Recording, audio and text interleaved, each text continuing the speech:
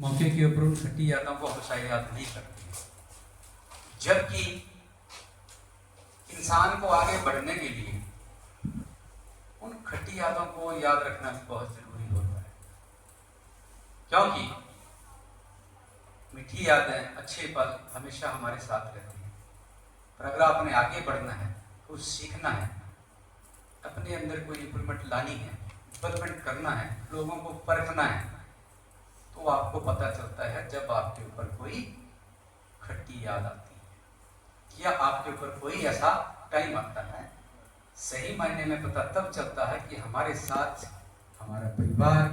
चाहे वो परिवार घर का है, चाहे वो परिवार हमारी संस्था का है, कौन किस लेवल के आपके साथ खड़ा होता है। कहते हैं ना कि अच्छे स्टेज के ऊपर तो जो आपको नहीं जानते हैं वो भी आपके साथ खड़े हो जाते हैं, पर जो आपके साथ उस पीरियड में खड़े होते हैं जबकि आपको सही मायने में जरूरत है, वो आपके अपने होते हैं। क्योंकि अपना दोस्त, अपने मित्र, अपने परिवार मेंबर, परिवार के हमारे सदस्य, परिवार के रिलेटिव बहुत से ऐसे हैं, मैडम अच्छी तरह से जानते होंगे,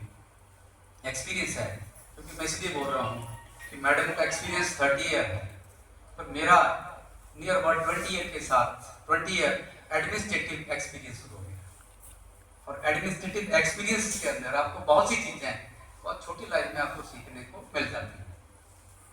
तो मैडम के साथ भी ऐसी यादें अप एंड डाउन रहे हैं। जैसे मैडम ने कहा कि मैं याद नहीं करना चाहती उन चीजों को, अच्छी बात है, वो नहीं करनी चाहिए, पर जब आप उसमें होते हैं तो आपको एक वो फीलिंग आती है कि मैं इस ऑर्गेनाइजेशन के लिए, मैं सबको बार बार कहता हूँ, मेरे कलीग्स यहाँ सारे बैठे हैं, मैं सबको कहता हूँ, जब तक आप चेयर पे हो, मैं किसी का एग्जाम्पल नहीं देता था, सारे स्टाफ यहाँ बैठे, मैं अपना एग्जाम्पल देता हूँ कि मैं वी के प्रिंसिपल, आज मैं चेयर पे बैठा हूँ, चेयर पे बैठा हूँ, मैं आपके साथ जो मर्जी कर रहा हूँ, जैसे मर्जी बोल रहा हूँ, पर आपको फिर भी मुझे आपकी गुड मॉर्निंग बुलाना ही पड़ेगी, आपकी मजबूरी है, आपकी मजबूरी है, वो बुलवानी पड़नी है, अदरवाइज आपको लगेगा कि चेयर मेरे से नाराज। और आपकी, फिर मैं कहता कि आपको सही मायने में तब पता चलता है जब मैं इस चेयर से उतर जाऊंगा, तब मुझे कितने लोग मुझे नमस्ते करेंगे, वो मेरा कमाई है इस कॉलेज की, संस्था की, वो आपकी कमाई। हमें लगता है कि हमने बहुत अच्छा किया, मैडम को लगता है कि हमने बहुत अच्छा किया, पर वो अच्छा हमारे बोलने से नहीं होता है। वो अच्छा जब आप उस पोजीशन पे, उस पोजीशन को छोड़ते हैं, उस पोजीशन के बाद अगर आपको कोई याद करता है, आपको कोई बाजार में मिलता है, आपको शॉप पे मिलता है, आपको बस में मिलता है, जब आपको कोई बच्चा याद करता है तब आपको लगता है कि आपने कॉलेज के लिए किया है, कॉलेज के लिए आपने दिया है, कॉलेज के लिए आपने समय दिया। अब परसों चौथ की बात थी, मैडम फ्लेक्स मेरे पास बैठे थे शायद, और सीमा मैडम बैठे थे, तो मुझे एक अननोन नंबर से फोन आया। मैं अननोन नंबर कई बार नहीं उठाता हूँ, पर चलो उस टाइम मैं थोड़ा सा फ्री था, मैंने नंबर उठा लिया। तो वो मेरा एक स्टूडेंट 2003 का मुझे कॉल कर रहा है, कहते सर मैंने बड़ी मुश्किल से आपका जो है वो आपका नंबर लिया। तो वो मैं उसमें ज्यादा डिटेल में नहीं जाऊंगा, वो आपका कहता है कि आपकी स्टूडेंट के टाइम में, स्टूडेंट लाइफ में, जब आप पढ़ाते थे, जब आप जॉब में थे, आप कॉलेज के प्रति कितने सिंसियर थे,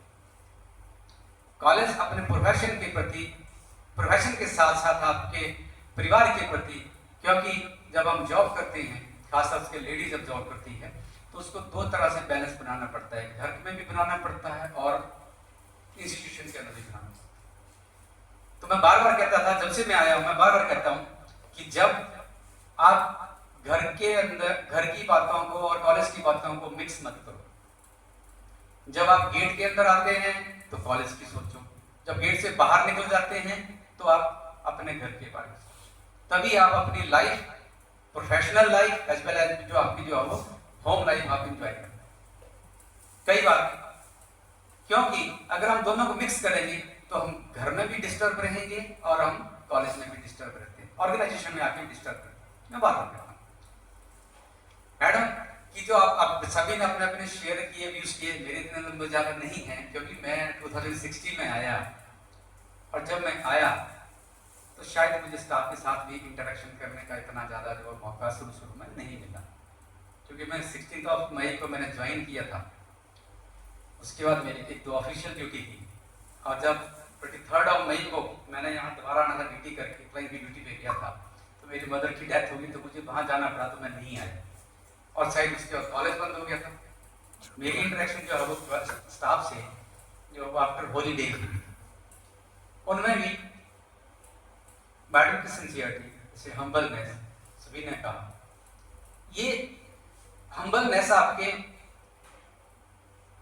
खानदान में जो आपको संस्कार सिखाए जाते हैं वो झलकती है। इंसान के अंदर जो वो ये हम्बलनेस, सोशलनेस,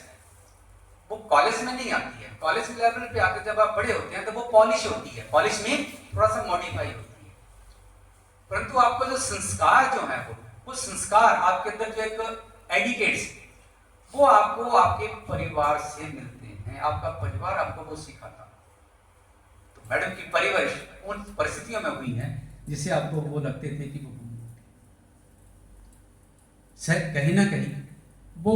मैडम के जो फादर मदर हैं, या आफ्टर मैरिज जो उनके father in law mother law है, उनका बहुत ज्यादा योगदान रहता है, क्योंकि हम उनको भूल जाते हैं। हमें लगता है कि ये, पर सबसे पहले कहते हैं कि आपके सबसे पहले आपका टीचर कौन होता है? आपकी मदर टीचर होती है। तो जैसे मैडम को फैमिली में संस्कार मिले थे, जैसे मैडम की परवरिश हुई थी, उस परवरिश का नतीजा था कि वो आज कॉलेज में लोग उनको याद करते हैं, या जो पढ़ के चले गए हैं, जनरेशन पढ़ के चले